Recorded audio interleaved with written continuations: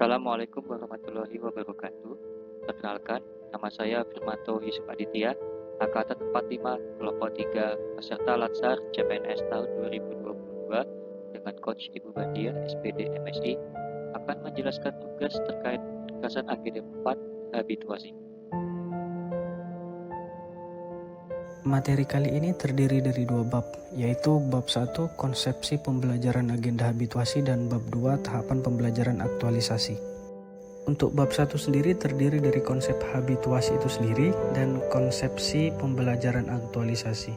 Dalam konsep habituasi terdapat 3 materi. Definisi dari habituasi secara harfiah diartikan sebagai sebuah proses pembiasaan pada atau dengan sesuatu supaya menjadi terbiasa, atau terlatih untuk melakukan sesuatu yang bersifat intrinsik pada lingkungan kerjanya.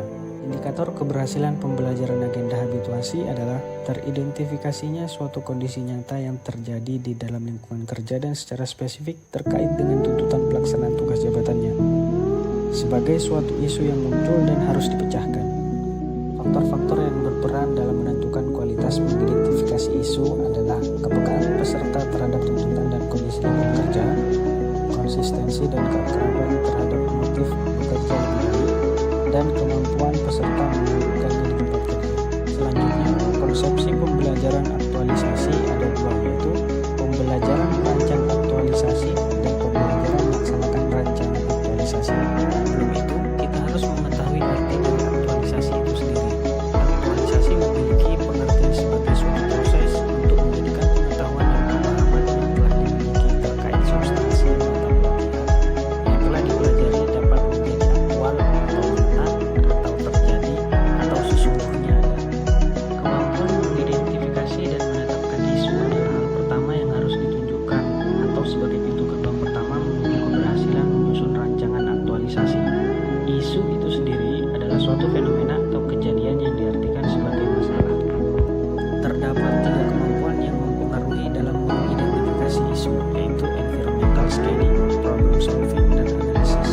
Langkah selanjutnya, setelah peserta menetapkan core issue, maka selanjutnya mengusulkan rumusan gagasan kreatif dalam bentuk kegiatan yang dapat dilakukan dan diyakini gagasan atau kegiatan tersebut dapat memecahkan isu. Langkah selanjutnya adalah mengidentifikasi akar permasalahan berdasarkan sumber utama isu. Dan tahap terakhir yaitu mengusulkan gagasan kreatif pemecahan isu dan strateginya melalui pikiran konseptual dan aktivitas-aktivitas kegiatan yang tujuannya sebagai upaya peserta untuk memberikan kontribusi terhadap pencapaian tujuan organisasi dan memberikan nilai manfaat dengan terciptanya suatu peningkatan, penyederhanaan, penyempurnaan, perbaikan, dan lain-lain. Selanjutnya bab 2, yaitu tahapan pembelajaran aktualisasi.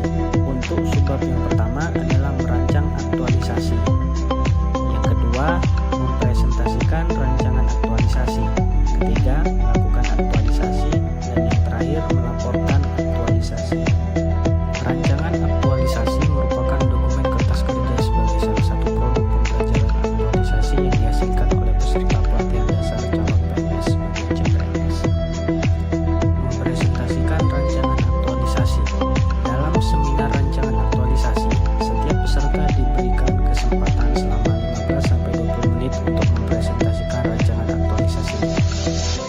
Terdapat 2 pihak dalam seminar rancangan aktualisasi yang akan memberikan masukan, yaitu pembimbing peserta, mentor, dan melakukan aktualisasi. Setelah berada di tempat kerja, peserta dituntut untuk segera melaksanakan kegiatan-kegiatan yang telah direncanakan dengan penuh disiplin dan tanggung jawab, sesuai dengan jadwal yang telah direncanakan. Apabila terjadi perubahan jadwal atau perubahan kegiatan yang disebut mentor, maka peserta wajib menyampaikan perubahan-perubahan tersebut kepada coach. Melaporkan aktualisasi. Muatan laporan aktualisasi adalah deskripsi core isu yang terjadi dan strategi pemecahannya.